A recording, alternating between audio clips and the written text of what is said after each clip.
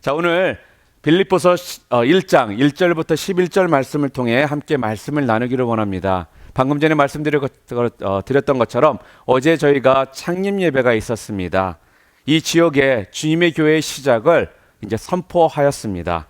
그래서 오늘 이 주일 아침 말씀을 준비하면서 이 말씀을 어떤 말씀을 준비해야 될지 참 저 나름대로 고민이 많았습니다.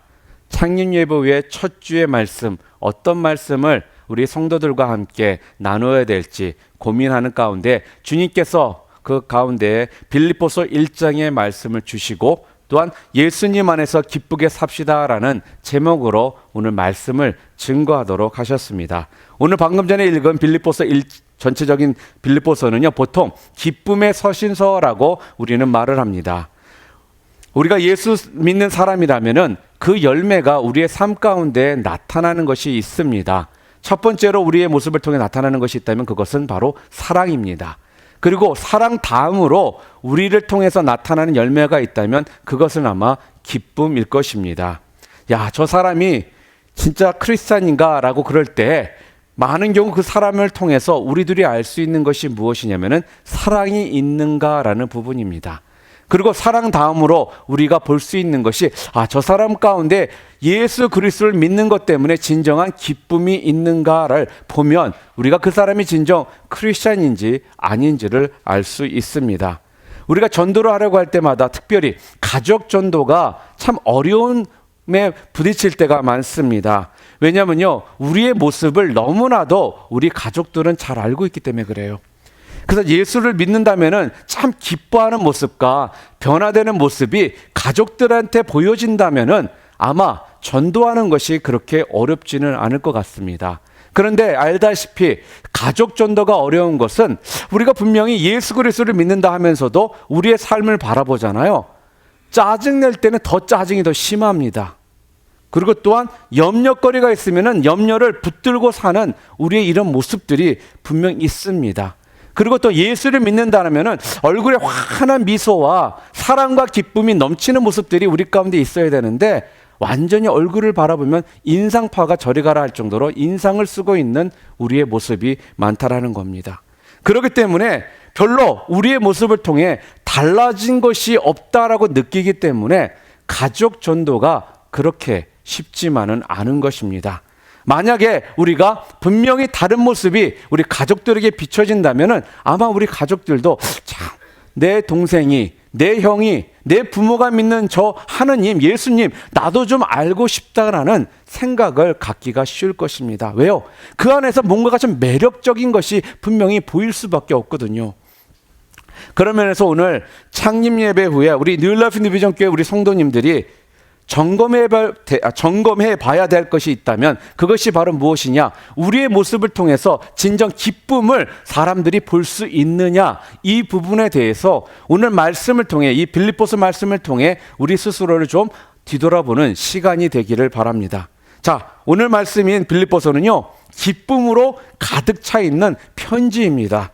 빌립보서는 대개 4장밖에 없지 않습니까? 짧은 서신서입니다. 그런데 이 짧은 서신서 안에 18번이나 기쁨에 대한 그런 표현적인 부분들이 거기에 담겨 있다라는 거예요. 이 말씀은 4장 안에 기쁨이 충만한 이런 서신서, 편지를 지금 우리가 보고 있다라는 것입니다.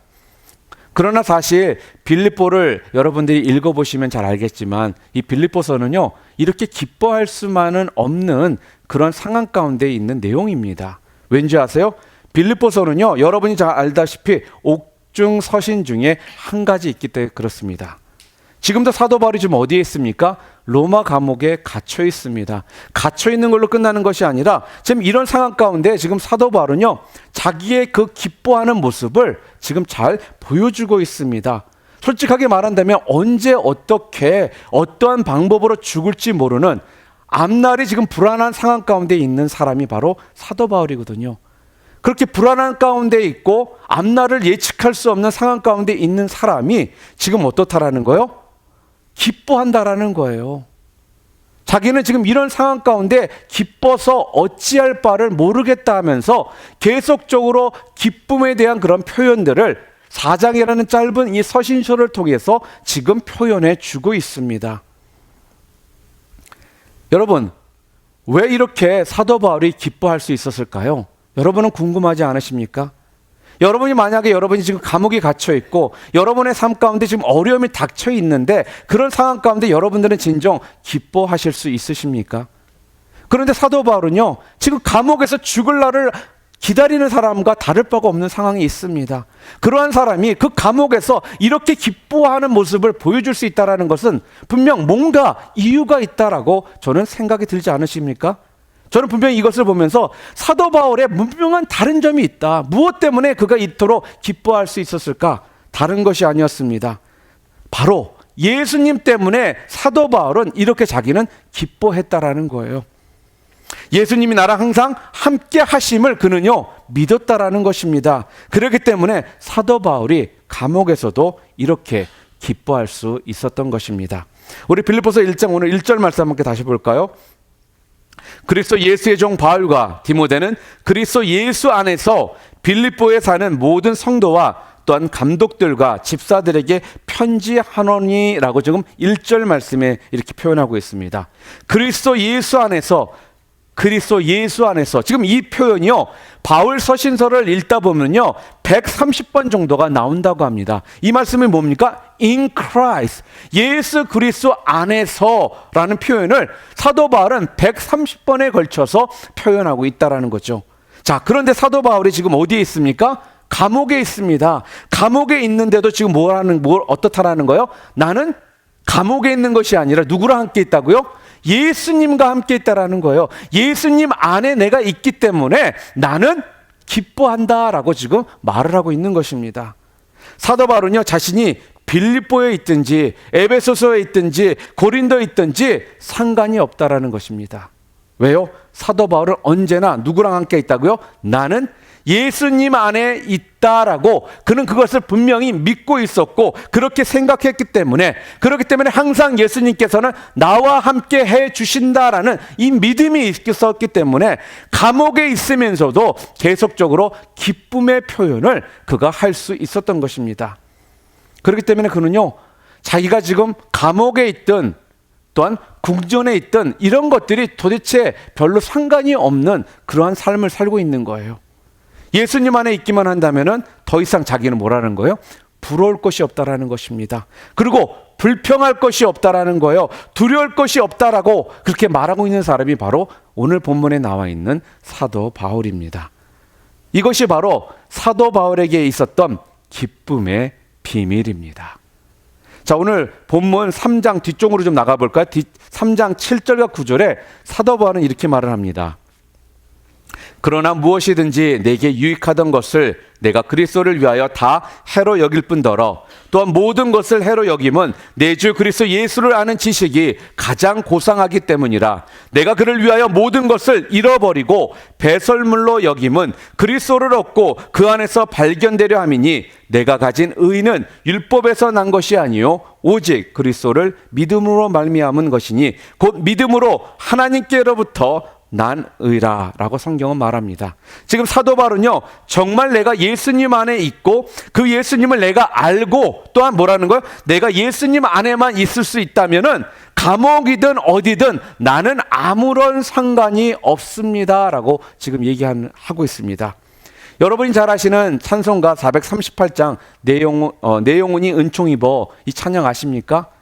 높은 산이 거친 들이 초막이나 궁궐이나 내 주 예수 모신 곳이 그 어디나 하늘나라. 바로 이 찬양이 이 가사가 지금 사도 바울이 우리들에게 지금 말해주고 있는 본인의 그러한 심정이라는 거예요.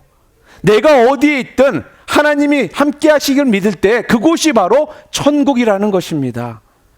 사도 바울에게 있어서요 감옥도 필요 없었고요 궁전도 전혀 필요가 없었습니다. 사도 바울에게 가장 편한 곳, 가장 좋아하는 곳이 있었다면 그곳이 어디였느냐?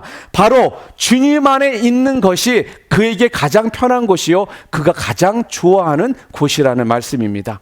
바로 주님의 품 안에 거하는 삶, 그것이 그가 가장 원하는 삶이라는 것입니다. 이번 창립 예배에 오셔서 우리들에게 말씀을 전해주셨던 정길선 목사님, 크로스로드 커뮤니티 철치의 담임 목사님이신 그 교회에서 제가 부사역자로 사역을 할 때 일이었습니다. 그 교회에는 가끔씩 보면은요, 밤에 아마 저녁 식사 다 하시고 한 밤 9시 정도에 교회에 오셔서 기도하시는 분들이 간혹 있었습니다. 이분들이 기도하시다가 성경 말씀 읽다가 그러다가 또 거기서 잠도 주무세요. 그리고 다음날 새벽 예배까지 다 드리시고 그러고 집에 가시는 그런 분들이 계셨습니다. 그래서 제가 아침에 물어봤어요. 집사님, 교회에서 주무시는데 춥지 않으세요? 그랬더니 목사님, 집보다 교회가 훨씬 더 편해요. 교회에 와 있으니까 마음이 너무나 평안해요. 이렇게 말씀을 하시는 거예요. 솔직히 말해서 당연히 집이 더 따뜻하고 편한 것은 사실입니다. 그러나 이분들의 그 마음에는요, 주님 품 안에 내가 지금 같이 있기 때문에 이곳이 더 편하시고 좋다라는 그 말씀을 지금 하시는 겁니다.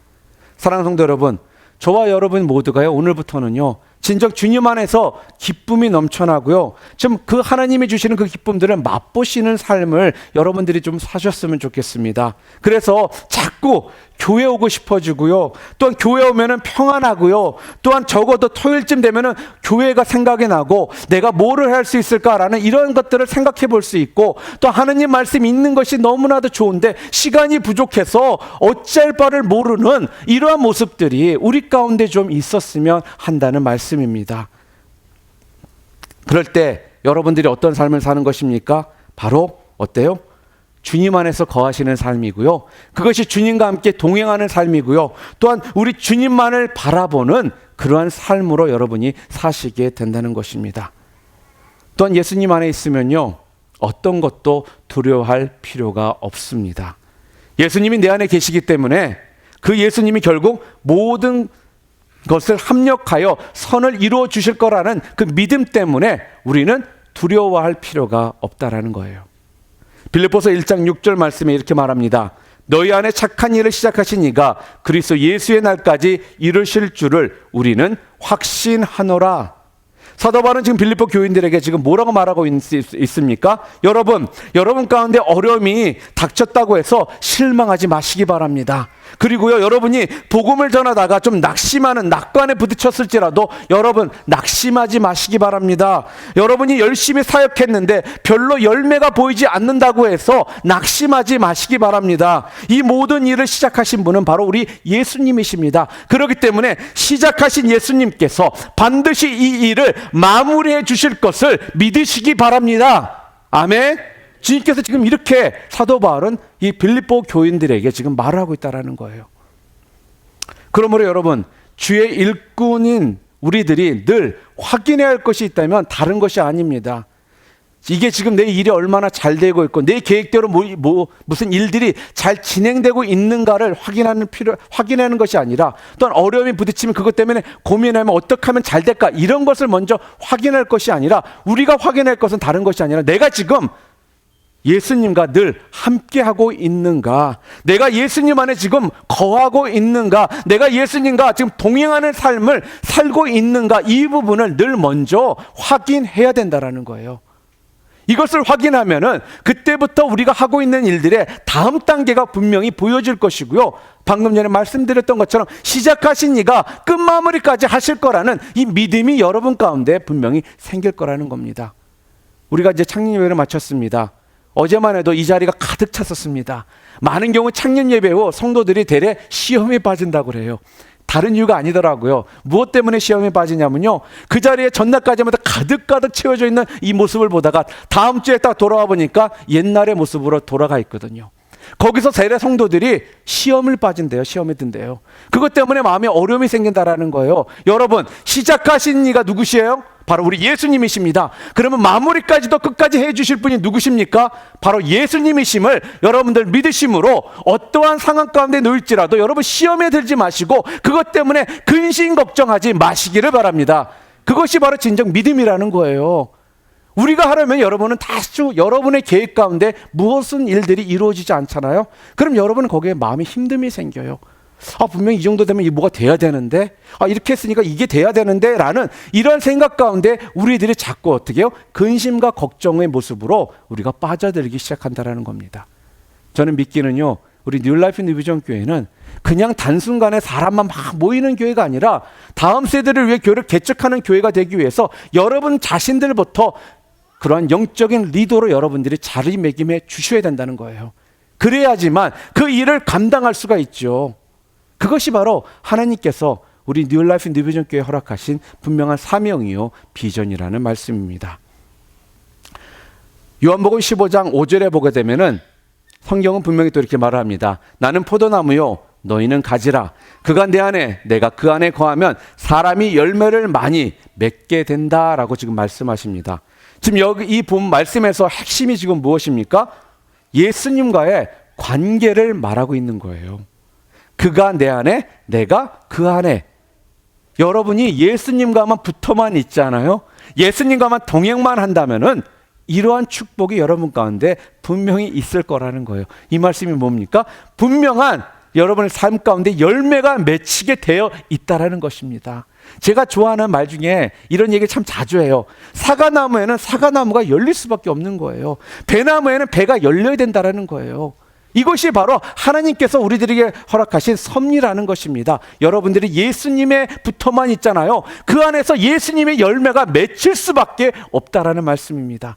자꾸 다른 데 가서 붙어서 열매 맺으려고 하지 마시기 바랍니다. 여러분은 예수님에 붙어 있어야 됩니다. 그럴 때 여러분의 삶이 기쁨이 넘치게 되는 것이고요. 그럴 때 여러분이 열매가 진정 맺혀지게 되는 것입니다. 자, 오늘 본문에 보게 되면은 사도 바울은 지금 로마 감옥에 갇혀 있지 않습니까? 그런데 솔직히 사도 바울은 그것이 너무나도 기쁘다라는 거예요. 그 이쁜 이유가 무엇인지 아십니까? 로마 감옥에 있다 보니까 더 하나님 앞에 기도할 수 있고요. 더 하나님과 더욱더 가까이 갈 수 있는 시간들이 많다라는 거예요. 그런데 사도 바울이 잘 생각해 보니까 본인은 너무나도 이렇게 지금 신나고 기쁜데 걱정거리가 좀 생겼습니다. 무엇이었을까요? 다른 것이 아니었어요. 사도 바울이 지금 감옥에 갇혀 있는 것들 때문에 빌립보 교회에 있는 교인들이, 밖에 있는 사람들이, 믿음이 연약한 사람들이 그것 때문에 시험에 들까 봐 사도 바울이 지금 걱정을 좀 하더라는 겁니다. 내가 이렇게 지금 감옥에 갇혀 있는 것 때문에 혹시라도 믿음이 연약한 자들이 그 모습 때문에 시험에 빠진다든지 주님을 멀리한다든지 이런 일이 생기면 어떡할까라고 생각했었는데, 자, 그 걱정도 할 필요가 없는 걱정임을 나중에 알게 됩니다. 왜 그럴까요? 빌립보 교회 소식을요, 에바브로디도 편을 통해서 듣게 됩니다. 빌립보 교회의 성도들이요, 사도 바울이 감옥에 갇혔다는 이야기를 들었습니다. 맞습니다. 처음에는 자기네들이 영적 지도자니까 감옥에 갇혔다는 얘기를 들었을 때 아마 많이 좀 마음적으로 힘들었을 것입니다. 그런데 오히려 그때부터 그들은 다시 마음을 바뀝니다. 어떻게 해요? 더욱더 위축되거나 실망하거나 흔들리는 것이 아니라 오히려 더 담대하게 복음을 전하고 있다라는 이야기를 지금 에바브로디도를 통해서 사도 바울이 듣게 되었습니다. 저는요, 이 상황을 한번 생각해 보았습니다. 감옥에 있는데 내가 걱정했던 부분이 있었는데 대래 걱정할 필요가 없다라는 것을 알고 그들이 더 믿음 안에서 더 굳건하게 서서 귀한 복음의 일꾼들로서 지금 주님 앞에 쓰임받고 있다는 이야기를 들었을 때 사도 바울이 얼마나 기뻤을까. 아마 큰 힘이 아마 감옥에서 되었을 것입니다. 오늘 본문 3절과 5절에도 그래서 이렇게 말을 합니다. 내가 너희를 생각할 때마다 나의 하나님께 감사하며 간구할 때마다 너희 무리를 위하여 기쁨으로 항상 간구함은 너희가 첫날부터 이제까지 복음을 위한 일에 참여하고 있기 때문이라 라고 말을 합니다. 여기서 첫날은요, 처음 예수를 믿었을 때, 빌립보 교회가 처음 세워졌을 때, 그리고 이제까지는 사도 바울이 감옥에 갇혀있는 지금까지 그들이 복음을 위해 열심히 다하고 있다라는 이것 때문에 감사한다는 거예요. 계속해서 이 빌립보 교인들은요, 계속해서 어떻게 해요? 헌금을 하고요, 전도를 하고요, 복음 증거에 최선을 지금 다하고 있다라는 그 모습을 그 이야기를 들은 것입니다. 그래서 7절에 내가 너희 무리를 위하여 이와 같이 생각하는 것이 마땅하니 이는 너희가 내 마음에 있으며 나의 매임과 복음을 변명함과 확정함에 너희가 다 나와 함께 은혜에 참여한 자가 됨이라. 빌립보 교회 성도들은 지금 사도 바울이 감옥에 갇혔다 해서 흔들리지 않았다라는 것입니다. 여전히 계속해서, 아니 오히려 더 바울 목사님께서 감옥에 갇혔으니까 우리가 더 열심히 힘을 내서 전도하자라는 이러한 마음을 그들이 가졌다라는 거예요. 그렇기 때문에 그들이 더 힘을 내기 시작합니다. 그러니 이 이야기를 들은 바울이 얼마나 기뻤겠습니까? 사랑하는 성도 여러분, 우리의 믿음이 온전한 믿음인가 아닌가, 또한 정말 내가 예수님을 제대로 알고 있는가, 이것을 알아볼 수 있는 그런 방법이 있습니다. 그것이 무엇이라고 여러분 생각하십니까? 다른 것이 아닙니다. 어려움을 당해보면 알 수가 있습니다. 평안할 때는요, 누구나 다 비슷비슷해 보입니다. 그런데요, 어려움을 당해보잖아요. 그러면 그것이 참 믿음이었는지 흉내내는 믿음이었는지를 알 수 있게 되기 때문에 그렇습니다. 그런 면에서 빌립보 교회 성도들은요, 참 믿음의 사람들이었습니다. 그러니 이런 모습을 사도 바울은 보고 있으니, 듣고 있으니 얼마나 기뻤겠습니까? 여러분, 부모가 때로는 몸이 아파도 자녀들을 위해 일을 하고 또한 최선을 다합니다. 그래서 자녀를 양육하려고 노력을 합니다. 남들처럼 돈이 많아서 좋은 것들을 많이 해주지 못해서 마음이 아플 때가 있는 것이 부모의 마음이라는 것입니다. 그리고 학원도 좀 돈이 많아서 탁탁 보내주면 좋은데 학원도 제대로 보내주지 못하고 그러는데, 우리 자녀들이 학교에 가서 성적표를 받아왔는데 반에서 1등, 2등을 하는 거예요. 그러면 부모의 마음이 어떻겠습니까? 너무 기쁘겠죠. 자신이 아프고 몸이 고달퍼도요, 그 모습 때문에 아무렇지 않다라는 생각을 갖게 되는 것이 부모라는 것입니다. 바로 지금 사도 바울이 지금 그러한 마음일 것입니다. 자, 그렇다면 오늘 도대체 사도 바울이 이렇게 감옥에 갇혔다는 소식을 듣고도 빌립보 교인들이 전혀 흔들리지 않을 수 있었던 이유가 여러분 무엇이라 생각하십니까? 여러분이 잘 아시는 사도행전 16장을 보잖아요. 그러면 빌립보 교회가 세워지는 그런 모습이 나옵니다. 어떻게 세워졌냐면요, 바울과 실라가 빌립보에 와서 전도를 하다가요, 귀신 들려서 점치는 여종을 고친 사건이 있었습니다. 그것 때문에 억울하게 매를 맞고 그들이 감옥에 들어갑니다. 감옥에 들어가서 한밤중에 바울과 실라가 주님을 향해 찬양하고 막 그랬습니다. 그랬더니 감옥에 있던 죄수들이 다 그것을 듣는 거예요. 그리고 또한 그곳에 있었던 간수들도 다 들었습니다. 그런데 갑자기 감옥에서 지진이 나고 또한 갑자기 감옥문이, 옥문이 열리기 시작하는 것입니다. 간수가 자다가 깜짝 놀라서 뛰어나 보니까 감옥의 문들이 다 열려 있습니다. 그러니 첫 번째로 생각난 것이 무엇이겠습니까? 다 죄수들이 도망갔겠구나. 나는 이제 죽었다. 그러면서 자살을 하려고 하는 순간, 그때 사도 바울이 크게 소리를 지릅니다. 그리고 이렇게 말합니다. 우리가 다 여기 있으니 내 몸을 상하게 하지 말아라. 그래서 그 사건을 인해서요, 간수의 집안이 다 예수를 믿게 됩니다. 그리고 침례를 받게 됩니다. 그래서 그들을 통해서 빌립보 교회가 시작이 된 것입니다. 그러니까 사도 바울이 감옥에 갇혔다고 들었을 때 빌립보 교인들은요, 처음에는 조금 근심하는 마음도 있었겠지만 그들이 생각하기에는 우리 빌립보 교회가 어떻게 세워졌는지를 그들이 분명히 알고 있거든요. 그러니 그들 마음 가운데 분명히 로마 감옥에서도 하나님께서 놀라운 역사를 거기서 보여주시겠구나 하는 이런 생각들을 그들이 가졌기 때문에 근심 걱정이 아니라 대래 감사하며 더 열심히 복음 전도에 그들이 힘을 쓸 수 있었다라는 것입니다. 사랑하는 성도 여러분, 빌립보 성도들은 그래서 빌립보 감옥에서도 함께 하셨던 그 역사하셨던 그 예수님께서 분명 로마 감옥에서도 사도 바울과 함께 하실 것이고 그 가운데 놀라운 역사를 해 주실 것을 그들이 믿었기 때문에 이토록 흔들림 없이 담대한 믿음을 그들이 유지할 수 있었습니다. 사랑하는 성도 여러분, 우리가 정말 예수를 바라보며 살잖아요. 그러면 이러한 분명한 담대한 믿음이 우리 가운데 생깁니다. 우리의 삶 속에 여러 가지 참 기가 막힌 문제들도 우리 가운데 분명히 있습니다. 전혀 생각하지 못했던 일들이 발생할 수도 있습니다. 그럴 때마다 정말 우리들이 붙들어야 되는 것이 다른 것이 아닙니다. 바로 우리 예수님을 붙드는 것입니다. 내 안에 우리 예수님께서 내 삶의 모든 일들을 합력하여 선을 이루어 주실 거라는 이 믿음이 있는 순간 여러분의 삶의 디렉션은 그 순간부터 분명히 달라지기 시작할 것이라는 겁니다. 그러나 우리는 가끔씩 어떻습니까? 안 돼. 정말 안 돼. 힘들어. 이제 끝장이야. 라는 이렇게 생각하셨던 분들이 계시다면 오늘 이 말씀이 바로 여러분 가운데 하나님께서 허락해 주시는 귀한 말씀임을 여러분 기억하시기 바랍니다. 다시 한번 생각해 보시기 바랍니다. 그런 것들이 정말 올바른 판단이요, 내가 지금 예수 그리스도를 믿는다는 사람으로서 가져야 될 내 모습인가, 내 마음인가, 이 부분에 대해서 다시금 여러분 자신들을 확인해 보시기를 바랍니다. 여러분이 분명 예수님을 믿을 때 예수님께서는 여러분의 그 믿음을 통해 놀라운 일들을 시작하게 되실 것입니다. 히브리서 12장 2절에 보게 되면은 또 이렇게 말씀합니다. 믿음의 주요 또 온전하게 하시는 예수를 바라보자.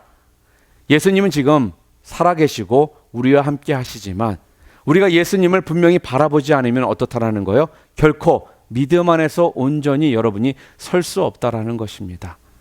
그런데 반대로 어려운 형편 가운데 있고 나의 감정이 지금 요동치고 있고 그 순간 그럴 때 여러분이 주님을 바라보잖아요. 여러분의 말과 행동이 그때부터 달라지게 된다는 거예요. 왜요?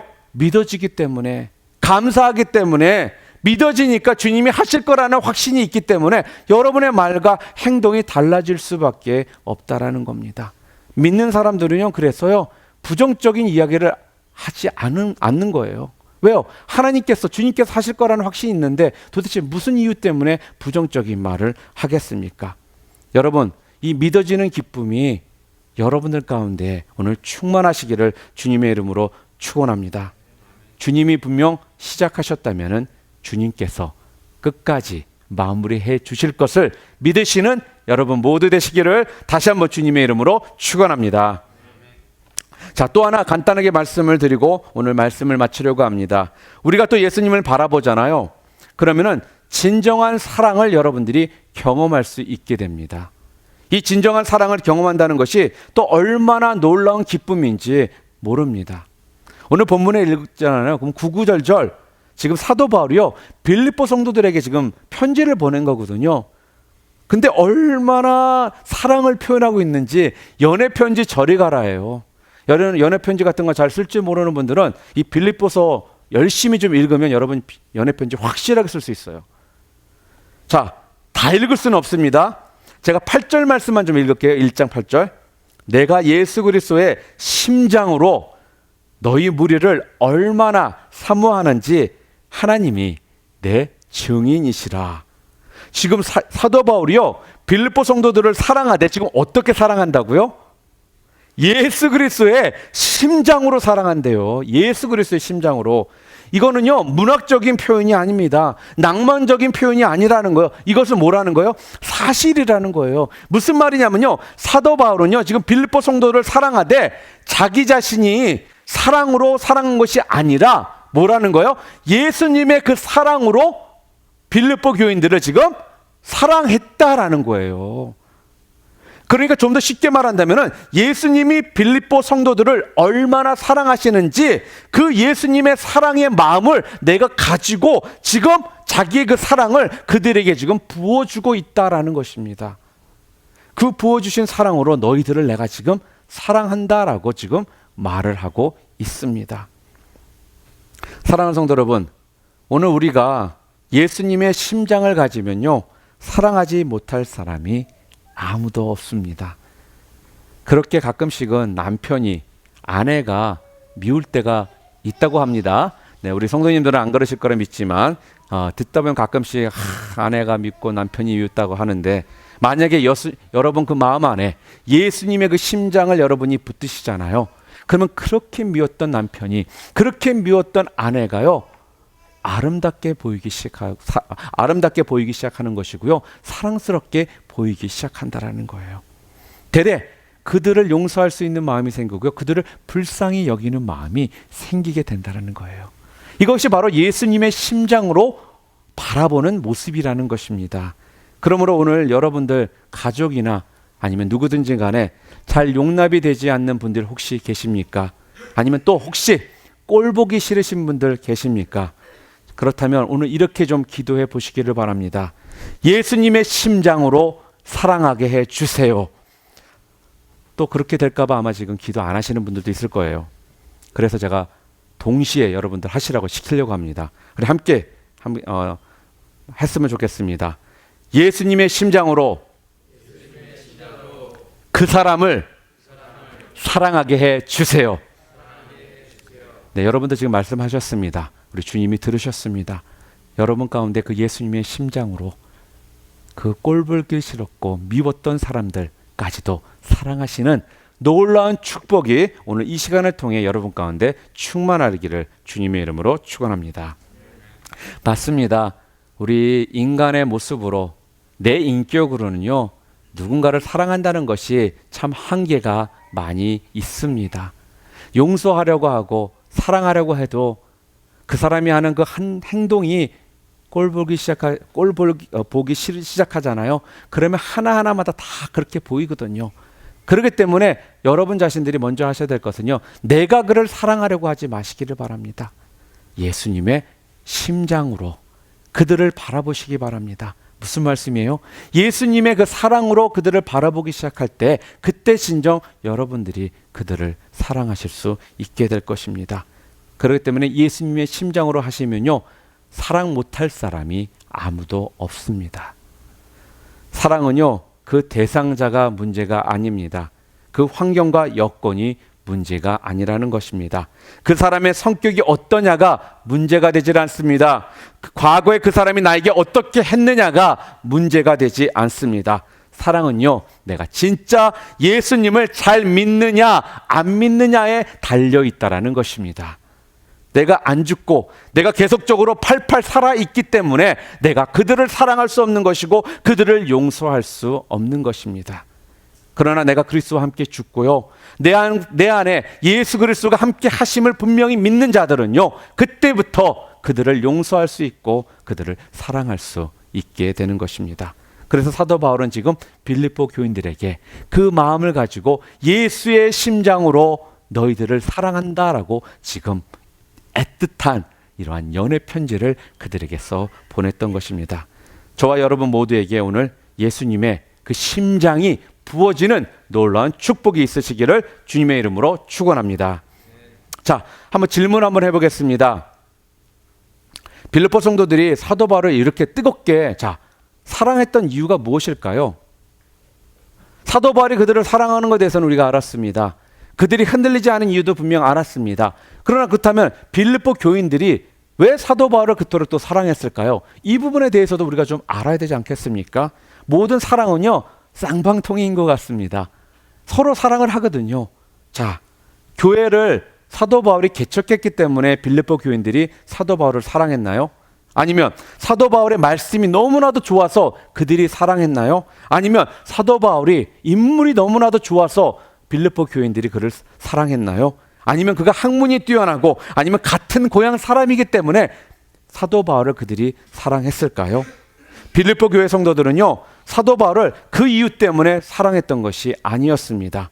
사도 바울이 예수 그리스도를 진짜 사랑하고 있다는 것을 그들이 분명히 믿었기 때문에 빌립보 교인들이 사도 바울을 또한 사랑했다라는 겁니다.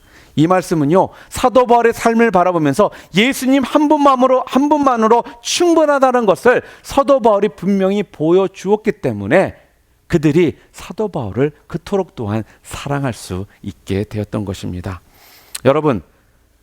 여러분도 그런 사람을 만나면 분명히 여러분들 또한 아실 수 있게 될 것입니다. 여러분을 사랑하는 사람은요, 예수님을 사랑하는 사람은요, 예수님을 사랑하는 사람들을 또한 사랑할 수 있게 됩니다. 무엇인지 아세요? 이런 거예요. 아이들도 보잖아요. 자기를 사랑하고 좋아하는 사람을 아이들이 압니다. 만약에 아이들이 여러분에게 잘 안 가잖아요. 그럼 아이들이 여러분이 사랑한다는 걸 몰랐기 때문에 그래요. 그러나 아이들도요, 내가 자기를 사랑하고 자기한테 관심이 있고 좋아한다는 걸 알잖아요. 그럼 아이들도 그것을 알더라는 거예요. 똑같습니다. 예수님을 사랑하는 사람은요, 예수님을 사랑하고 있는 사람들을 사랑할 수 있게 되더라는 거예요. 제가 솔직히 이렇게 사랑 표현이 좀 서툽니다. 그래서 우리 집사람이 결혼하고 나서 좀 사랑한다 이런 거 자주 표현해 달라고 그러는데 굉장히 제가 못했었어요. 그러나 지금 많이 변했습니다. 많이 노력하거든요. 또한 그러다 보니까 사랑 표현을 이제 지금 많이 이렇게 편하게 할 수가 있습니다. 그런데 이렇게 서툴었던 제가요, 참 예수님을 사랑하는 사람을 보잖아요. 그런 남자 여자 할 것 없이 껴안아주고 싶어요. 그 사람들 그 모습이 너무 사랑스러워요. 예수님을 사랑하는 모습이 너무 아름다우니까 저도 모르게 그들을 껴안아주고 싶다라는 생각이 들더라는 것입니다. 이게 무엇입니까? 예수님을 사랑하면요, 다른 사람들이 예수님을 사랑하는 걸 보잖아요. 그 사람들이 너무 아름답게 보이더라는 거예요. 이런 모습들이 생기는 것이 당연하다라는 거예요. 바로 사도 바울과 빌립보 교인의 관계가 바로 이러한 관계였습니다. 빌립보 교인들은요, 사도 바울이 예수님을 너무나도 사랑하는 것을 알기 때문에, 다른 이유 때문에 그를 사랑하는 것이 아니라 예수님을 사랑하는 사람이기 때문에 그들 또한 사도 바울을 사랑할 수밖에 없게 되었다라는 겁니다. 여러분이 잘 아시는 다윗과 요나단 아시지 않습니까? 정확히 말하면 다윗과 요나단은요, 원수지간이 되어야 될 사람들이었습니다. 그런데 요나단이 다윗을 그토록 좋아하고 두 사람이 그렇게 베스트 프렌드가 될 수 있었던 이유가 무엇이라고 생각하십니까? 다른 이유가 아니었습니다. 바로 무엇이냐면요, 다윗이 골리앗과 싸울 때요, 요나단이 다윗이 외치는 그 고백을 들었기 때문에 그래요. 무슨 말을 했을까요? 다윗이요, 너는 칼과 단창으로 나오지만 나는 여호와의 하나님 이름으로 나아간다. 여호와의 구원하심은 칼과 창에 있지 않고 전쟁은 여호와께 속한 것이다 라는 이 믿음의 고백을 요나단이 들었기 때문에, 요나단이 한마디로 요즘 세상 말로 그 모습을 바라보고 뿅 간 것입니다. 그래서 원수지간이 되어야 될 사람이 그렇게 베스트 프렌드가 되어서 우리들의 친구 간의 사랑의 우정을 얘기할 때 다윗과 요나단에 대해서 우리가 이야기를 하는 이유가 바로 그 이유 때문에 그렇다라는 거예요. 저는요, 오늘 우리 성도들의 관계가 이러한 모습이었으면 좋겠습니다. 서로 좀 더 가까워지기를 원합니다. 좀 더 밥도 같이 먹고 레크레이션도 같이 하지만, 맞아요, 서로 관계를 디벨롭하기 위해서 그런 시간도 필요합니다. 그러나 무엇보다도 더 중요한 것이 무엇인지 아세요? 여러분, 가끔씩 제가 청년 사역을 오래 하다 보면요, 청년들이 이런 말을 해요. 가까워지기 위해서 목사님, 우리 그 레크레이션, 게임 같은 거를 많이 해야 된대요. 그래서 게임 같은 것도 모이면 청년들은 참 잘하거든요. 그러면 사치기 빡빡 이런 것도 하고 전기 게임도 하고 마피아도 하고 하면서 막 해요. 그러면 그걸 통해서 사랑이 안 보인다. 그러면 게임 더 하자고 그러거든요, 보통요. 맞습니다. 게임하는 것도 좋아요. 밥 먹는 것도 좋습니다. 시간 같이 보내는 것도 좋습니다. 그러나 밥 먹는 것만 가지고, 게임하는 것만 가지고 절대로 그 관계가 사랑의 관계가 되지는 않더라는 거예요. 무슨 말씀입니까? 하나님을 사랑하는 집사님은 하나님을 사랑하는 집사님을 사랑하게 된다는 말처럼, 여러분이 예수님을 사랑해야지만 진정한 사랑의 공동체로서 하나가 될 수 있다는 것입니다. 빌립보 교회는요, 개척 멤버가 딱 3명밖에 없었습니다. 여러분 잘 아시는 첫 번째는 자색 옷장수였던 루디아였고요. 또한 두 번째 교회는 귀신 들려 점을 치던 여종이었고요. 마지막 세 번째 사람은 바로 빌립보의 그 간수였습니다. 루디아는 아시안이었습니다. 그리고 또한 귀신 들려서 점치던 여종은요, 헬라인이었습니다. 그리고 간수는 어떤 사람이었어요? 로마인이었어요. 루디아는 부유한 그러한 상류층에 살았던 사람이었고요. 여종은 어떻게 해요? 노예입니다. 그리고 또한 간수는 로마의 관리였습니다. 보십시오. 이들이 결코 하나가 될 수 없는 그러한 모습이었거든요. 이들이 상상도 할 수 없는 이러한 관계가 이루어질 수 없는 이러한 위치에 있는 사람들이었거든요. 그런데 그들이 한 교인이 되었다라는 거예요. 어떻게 해요? 그들은요, 다 누구보다 누구를 사랑했기 때문에, 예수님을 사랑했기 때문에, 예수님과 함께 죽고 예수님과 함께 살았던 자들이었기 때문에, 분명 그들의 그런 계급이 다르고 삶이 달랐음에도 불구하고 그들이 하나가 되어서 교회 개척 멤버로서 시작을 할 수 있었다라는 거예요. 예수님을 사랑하는 루디아니까 예수님을 사랑하는 그 간수를 사랑할 수 있었고요. 예수님을 사랑하는 간수이니까 예수님을 사랑했던 그 요정을 사랑할 수 있었던 것입니다. 여러분, 이것이 진정한 교회의 모습입니다. 사랑하는 성도 여러분, 도대체 무엇이 우리 뉴라이프 뉴비전 교회 성도들을 하나로 만들 수 있을까요? 건물입니까? 아니면 목사의 설교입니까? 아니면 목장 모임입니까? 아니면 밥을 같이 먹는 것입니까? 아니면 사치기 사치뽀뽀 이런 거 해야 되는 겁니까? 도대체 무엇이라고 생각하십니까?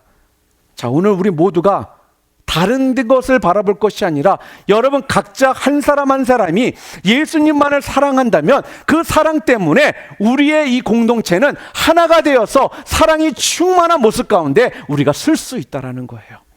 이것이 건강한 교회의 모습이고요. 이 시대에 우리가 추구해야 될 교회의 모습이라는 것입니다. 이러한 삶을 저는 우리 뉴라이프 뉴비전교회 성도님들과 함께 하기를 원합니다. 시작했습니다.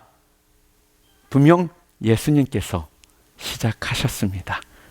예수님께서 분명 끝까지 마무리해 주실 것을 믿으시길 바랍니다. 그리고 무엇보다도 우리 가운데 다른 것을 먼저 생각하지 마시고요. 여러분 각자 한 분 한 분이 예수님을 사랑하실 때 그 사랑을 통해 우리 교회가 하나가 되고 하나님이 기뻐하시는 교회 공동체 모습으로 분명히 서 내려갈 것을 믿으시는 여러분 모두 되시기를 주님의 이름으로 축원합니다.